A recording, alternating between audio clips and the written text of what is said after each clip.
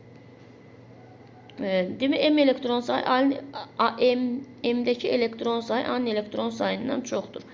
Özündən elektron veribsə, bunda elektron sayı çox olmayacaq, az olacaq. Səhvdir. A'nın radiusu M'in radiusundan böyükdür. A0. Yadınızda saxlayın ki, element özündən elektron verən zaman radiusu kiçilir, özünə elektron alan zaman isə radiusu böyüyür. Bu da özündən elektron verdiyinə görə bəli, A0'ın radiusu AM'in radiusundan böyük olacaqdır. Yəni neytral atomun radiusu müsbət ionun radiusundan böyük olur. Neytral atomun radiusu mənfi ionun radiusundan kiçik olur. Bunu yadınıza saxlayın. A'nın proton sayı M'in proton sayından çoxdur. Bu yanlışdır. Çünki kimyəvi reaksiyalarda adətən elektronun alıb verilməsi baş verir. Proton sayının dəyişməsi nüvə reaksiyalarında baş verir. Bu isə düzgün deyil. M kationdur. Bəli, M kationdur. Düzdür. Cavabımız olacaq Y variantı. Deməli, qarışığın orta molyar kütləsi havanın orta molyar kütləsinə bərabərdir. Və X qazını müəyyən edin. Burada görürsünüz, bunun kütləsi neçədir? 28. Havanın molyar kütləsi də 29-dur. Ona görə də bunu tapmaq üçün deyək qarışığın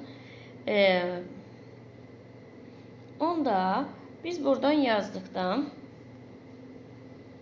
düsturumuz var idi. M orta bərabər idi.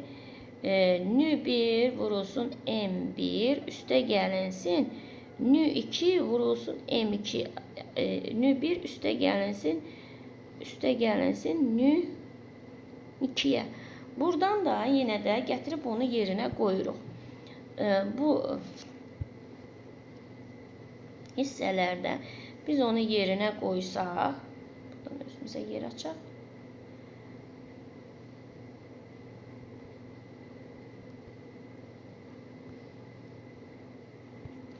Bunu gətirib burada yerinə qoysam, buradan M bərabərdir. Deməli, A'mız neçədir? Hər birinin biz molunu A ilə qəbul etsək, qarşılıqdakı mol nisbəti deyir 1-in 1-ə nisbətidir. Bilmirik biz hansı nisbətdir. Götürürük hər hansı bir A. 1-in 1-ə olduğuna görə. Yəni, A vurulsun. Bu qaz üçün 28-dir. MR çünki MR 28'dir. X üstə gəlinsin. X vurulsun A. Bölünsün A üstə gəlinsin A'ya. Buradan da dedik ki havanın kütlələri 29'a bərabərdir. Gətiririk bunu da yerinə bərabərdir 29'a. Bu A'nın üstünə A gəlsə 2A'ya gəlilir. 2A'nı da 29'a vursaq eləyəcək 58A. 58A bərabərdir 28A üstə gəlinsin XA. Buradan A'nın mötərizə xaricinə çıxsaq 58A bərabərdir. Bunu A'nın mötərizə xaricinə çıxsaq 28 üstə gəlsin X eləyir. Buradan da hər tərəfdən A'nı getsək, buradan da 58 bərabərdir 28 üstə gəlinsin X-a. Buradan da X-imiz bərabərdir 30'a. Buradan biz nisbi atom kütləsi 30 olan elementi tapmalıyıq. Nisbi atom kütləsi 30 olan element. Burada bu 28'dir, ona göre olmur. Bu 16'dır, 32'dir, 44'dür, amma C variantı uyğun gəlmiş olur. C 30'dur. Sonra 76. sualımızda bizdən nəyi soruşur? Soruşur ki, X müsbət 6, neytron sayı A'dır, elektron sayı B'dir. A bölünsün B. Deməli, 1,6 olarsa, X elementin nisbi atom kütləsini hesablayın. Burada B'miz nəyə bərabərdir? Yadınızı saxlayın. B də bərabərdir A-6. Yəni, özündən elektron verib bunu yaradıb da. Gətirək qoyaq yerinə. A bölünsün. B bərabərdir 1 tam. Bu bərabər işarəsi. Bərabərdir 1,6'ya. Buradan da biz dedik ki B də bərabərdir A-6'ya. Gətirib yerinə qoysaq. A. Buradan da yazsam A-6 bərabərdir 1,6'ya. Buradan da yerinə yazmış olsaq, vurub açsaq, Buradan da A bərabərdir.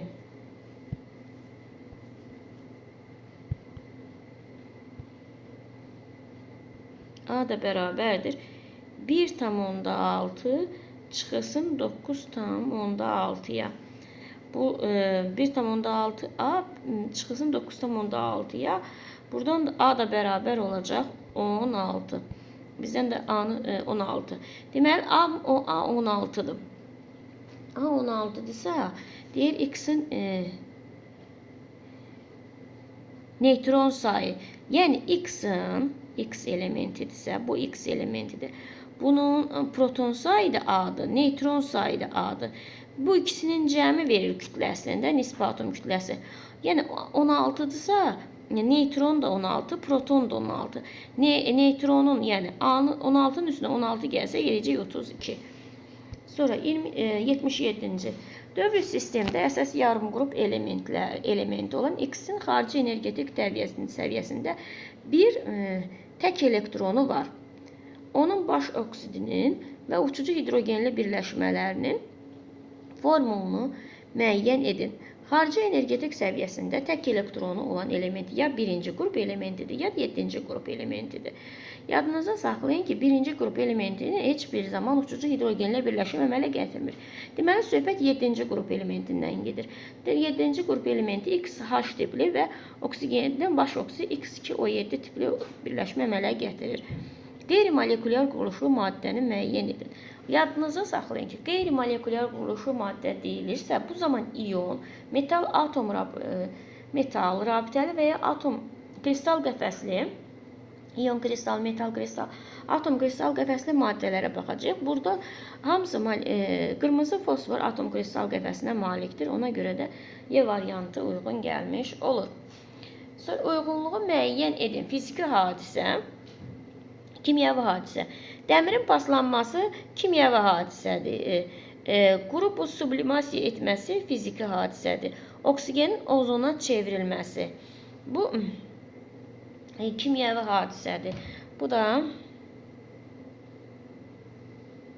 kimyəvi hadisədir. Deyilənlərə uyğun gələn uyğun olacaq. D variantına uyğun gəlmiş olacaqdır. Sonra nə deyir bizdən? Hidrogen, oksigen əmələ gətirdiyi maddə sudur. 10 qramında olan neytronların sayı A. A-nı hesablayın. Əvvəlcə biz bunun MR-ini hesablayacağıq. Burada MR-in hesablayanda burada hidrogeni 2 kimi götürəcəyik. Çünki burada hidrogenimizin kütləsi deuteriumdan verilib. Ona görə də 2-ni vuracağıq 2-yə, üzərinə də gələcək 16. Bu da eləyəcək 20. Yenə buradan tənasübümüzə gəlirik. 20 qramda neytronun sayına baxaraq 20 qramda olan neytronun sayı. Burada hidrogende neytronun sayı 1'dir, amma 2 dənə hidrogen olubdur da. Ona görə 2, oksigende isə 8'dir. 2'nin üstə 8 gəlsək neytronun sayı 10. Avogadro ədədi ilə soruşduğuna görə 10 Na yazırıq. Onda 10 qramında nə qədər eləyəcək? 10 qramında da burada da yazılıb A. Biz də A-nı tapmalıyıq. Buradan da A-mız bərabər olacaq 20, 10, vurulsun 10. Vurulsun 10 Na-ya. Bu ilə bu getdi. Bu da eləyəcək 5 Na. 5 Na, bu da A variantına uyğun gəlmiş olur 80-ci sualımızda. 81-ci sualımızda soruşur. Bizdən uyğunluğu müəyyən edin. 1'ə uyğun gəlir. M qram neft, M qram su. M qram brom. Eyni növ molekullardan ibarətdir. Deməli, müxtəlif atomlardan saf maddə adi şəraitdə may haldadır. Demək, M qram neftdir.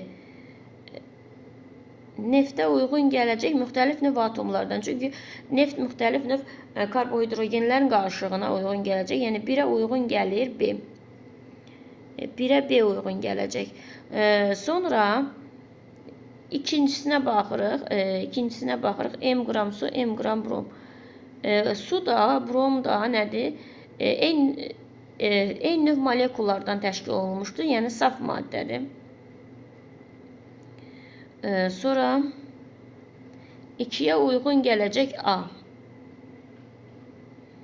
Sonra saf madde de olacak olduğuna göre ya formül ola bilən madde saf maddədir.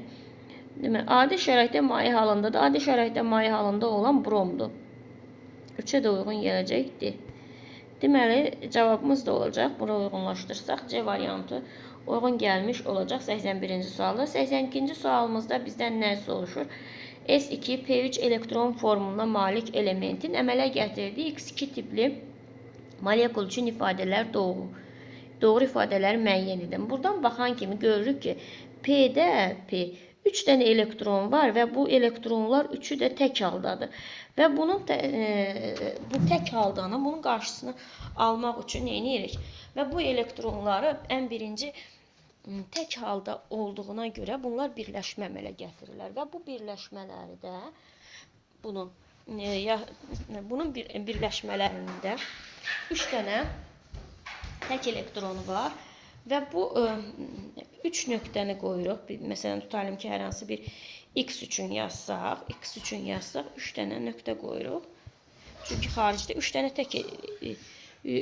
dənə tək elektronu var və bu 3 dənə tək elektronlar arasında 3 dənə xətt əmələ gətirəcəkdir. Deməli, bunun formulunu təxminən yazsaq, bu bir növ azot atomu və ya götürə bilərik bunu. Buradan en yaxşısı pozaq, geniş yeri açılsın. Bunu geniş izah edək. Bu azot atomudur bu. Bax, görürsünüz. Burada ümumiyyətlə yadınıza saxlayın ki, birinci rabitə sigma rabitədir. İkinci və üçüncü rabitə isə pi rabitəsidir. Ona görə sigma rabitəsi var. Bu düzgün cavabdır. Pi rabitəsi var. Bu da düzgün cavabdır. Sonra bizdən polyar kovalent rabitə var. Xeyr, bu yanlış cavabdır. Çünki burada polyar kovalent rabitə yoxdur. Amma 2 valentlidir. Gördüyümüz kimi bu 2 valentli deyil. 3 valentlidir. Ona görə də bir düz, buradan isə birinci düzdür. İkinci düzdür. Bir də xətti quruluşladır. Bir də 5-ci düzdür. Cavabımız da olacaq. 82-ci sualımızda B variantına uyğun gəlmiş olacaq. 83-cü sualımızda soruşur ki, bizdən bu birləşmə maqneziumun 12 qram maqnezium olar. İlk öncə bunları yazmamışdan öncə yadımızda saxlayaq ki, burada bu birləşmənin emerini tapırıq. Və buradan bunun emerini bərabər yazıb emerini tapmış olsaq, karbon burada görürsünüz 2 dənə karbon var. Və burada 2 karbon olduğuna görə bunun birləşməsini deməli nə edirik? 2-ni vururuq 12 edirik. Bu da bərabər olacaq 83'də. Yox, 2 dənə yoxdur. 1, 2, amma 2 dənə də burada da var. Ona görə 4 karbondur. 4'ü vuracağım 12'ye. 4 burada 4 vurulsun 12. Üstünə gələcəm. Burada hidrogen 3 dənədir, amma bunu burada görürsünüz indeksində 2'dir. 2'ye vuranda 6. 6'nı vuracağım 1'ə. Üstə gələcəm. Oksigen 2 dənədir. Burada da 2'ye vuran 4. 16'nı vuracağım 4'ə.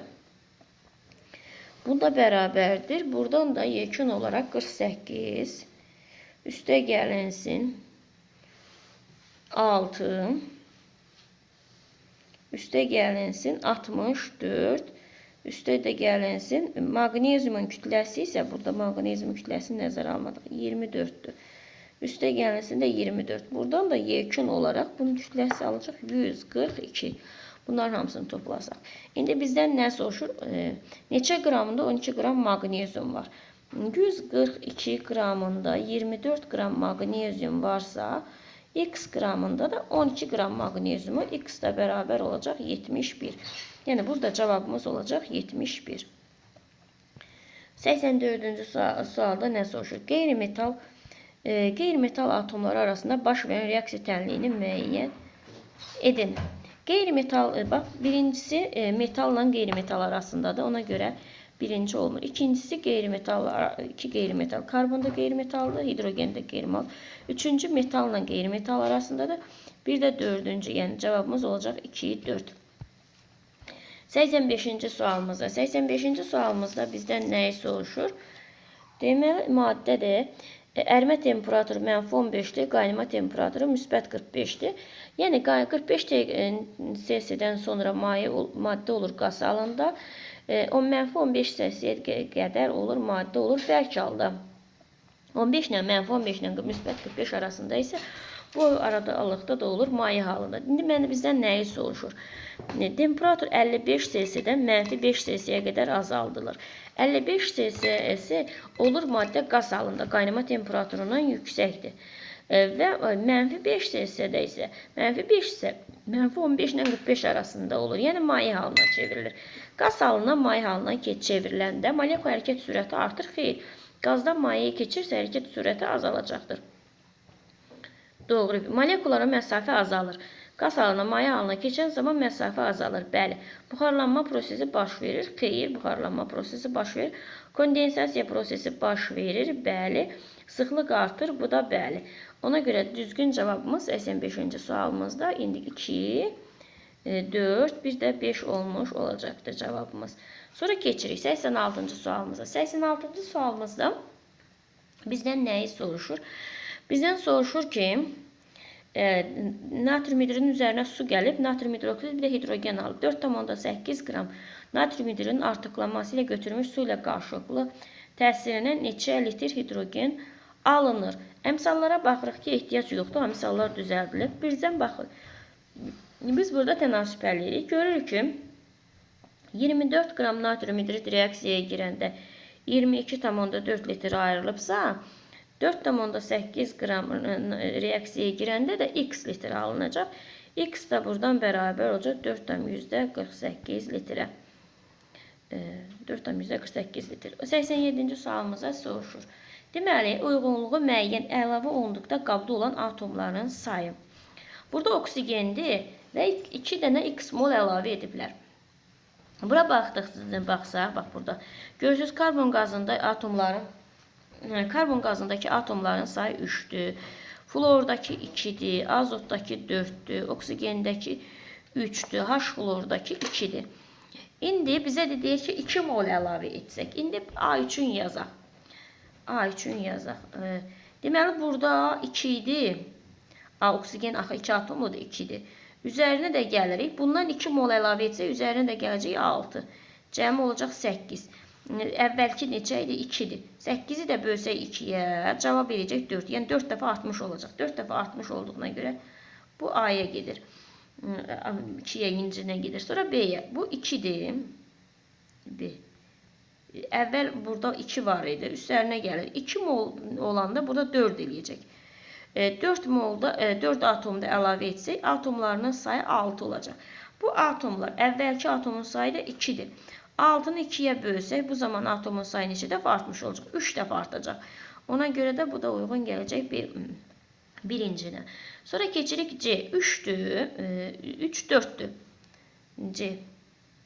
C üçün yazaq. 4'dür. Əvvəl 2 dənə var idi.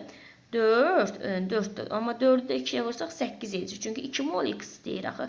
8 atomda əlavə etsək, burada olacaq atomun sayı 10. Onu da 2'yə bölsək, eləyəcək 5. Bu heç birinə uyğun gəlmiş olmayacaq. Eyni qayda ilə D 3 molekuldur. 2'nin də üzərinə gəlsək, 6 eləyəcək. 6'nın üstü 8, 3 dəfə 8, 8 2'yə 4 dəfə artmış olacaq.